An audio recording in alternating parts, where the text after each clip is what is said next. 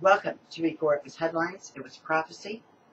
I'm your host, Katie Elizabeth, and this is a special report. Seems like we're having more and more of those as the signs of the last days continue to be revealed. The rumblings of war in Syria are, of course, getting stronger. And it's interesting that we are at a point of next weekend. The Congress is still, will not have returned until the 9th. Our Secretary for the Department of Homeland Security, the resignation is official sometime between now and next Friday, but I'm not sure exactly when that is. The dates are varied. We're sitting here with many, many things looming on the horizon, and basically nobody home. So we will see as things unfold in this next week. And as the world headlines just continue to seem to come straight out of prophecy, I'm seeing and hearing more and more of the discussion of, we have different words for them. I use the term preservation, communities, refuges, sanctuaries. There's getting to be a lot of that conversation, especially in social media.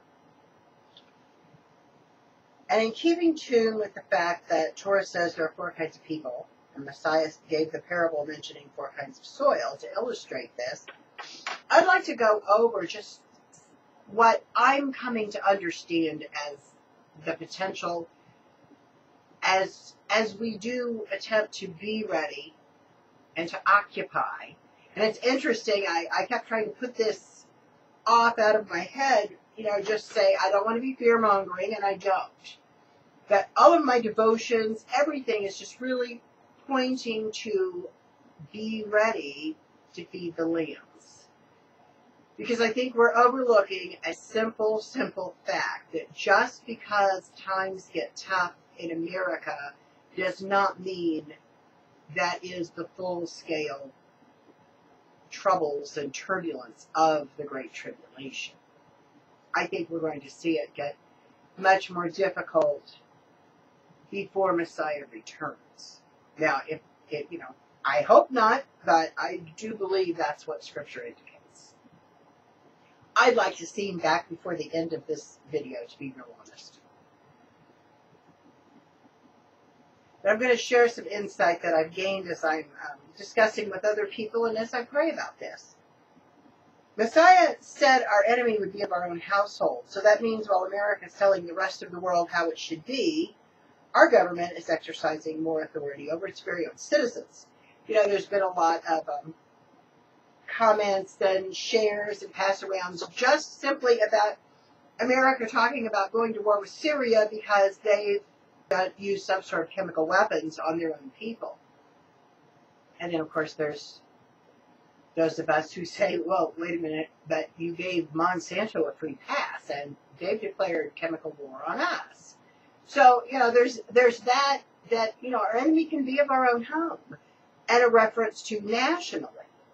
We also know religiously there's a lot of wolves in sheep's clothing, so our enemy can be of our own worship household as well.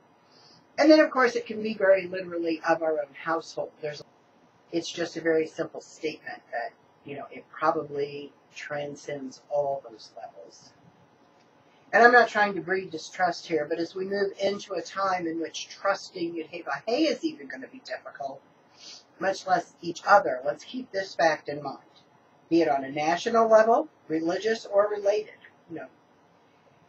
If there's already been a trust issue or breach, don't expect things to be better in more difficult times. I see 3 kinds of communities forming.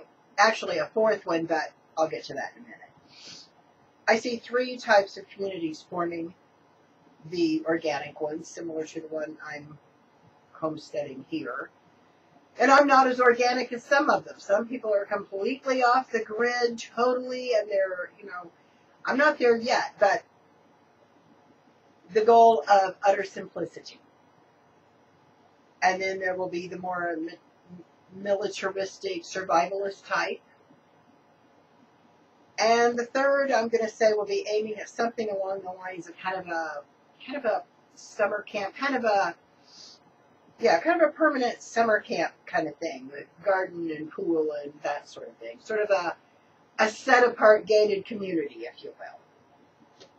Now, each of these styles of camps will also have two types. And those differences will be, of course, very spiritually based. Those with a Bible base will be labeled as cults. I'll warn you now. The refuges of organic simplicity will be divided between, a New Age pantheistic kind of belief and the Bible literalists. But each Bible literalist community will vary on their literal interpretation. And the best example I can give you is, there'll be some that are as dramatically different as, say, the community in Fiddler on the Roof, that was that was staged to be early 20th century.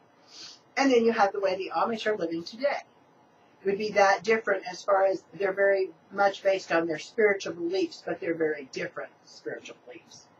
Strict adherence, but very different interpretation. Then the second will also be divided by beliefs.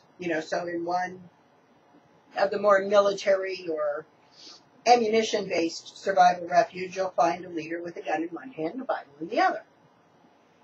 His interpretation, of course. And then the other refuge will be founded by a guy with similar firepower, and he'll have his clipboard in hand, because that's getting to be there's getting to be a line drawn between Bible and science, and that tends to be where it's the most vocal. Now, the third type of community will also have their similarities, with the spiritual being the dividing point. They will, at least for a time, be a little more mainstream and probably larger in size, attempting to maintain a more socially recognizable order. But we really are looking at a time where people are going to start thinking outside the box for perpetuity and for maintaining some sort of lifestyle as we see what we're doing, or what has been Americana is not going to continue going as it has been. So people are going to be looking at this differently. And this third, I envision them to be sort of a close-knit, suburbanite kind of thinking. And then there'll be the ones with the secular basis, and then there'll be the ones with more of a religious foundation. And it's what will separate these so you can recognize them. Becoming the commons area. In the secular community, they will have like a clubhouse or a gym or, golf green, something like that. And the more religious will have probably a fellowship or more of a study atmosphere. So with that being said, as you probably noticed, I've made mention of only 3 types of people. There will be a fourth, and there will be a similarity and spiritual difference as well. There'll be those who have not made any preparation, but will remain utterly dependent in what they're already terming these sustained cities, sustainable cities. And then there will be those who will become marauders. And, we kind of, if you've seen the book of Eli, some of the groups that he, was faced with along the way, that's what I'm referring to. But there'll be 2 different groups of those. There'll be those who are just, destructive for survival. And then here in America, there's going to be something really unique. They'll still be destructive, but they'll know Scripture. And they'll be able to twist it. And that's coming. Because we have a lot of people who are having their ears tickled that are going to hit the panic button at some point. That's not a fear, that's a fact. And because we have social media, a lot of these people will be able to name drop and say, oh, well, I know so-and-so, I've been following they're homesteading here. They'll be able to name drop to gain access. Some will even be able to espouse certain abilities or appeal to compassion. But the point is, We're called to be ready, and we're also called to be diligent. And I know in the call that I have in organizing this, it is to be ready to be able to help those who have not known about this or who have truly not been able to be in a position to be preparing. You know, in our attempt to be ready, we must always keep in mind human preparation will fall far short in what's needed.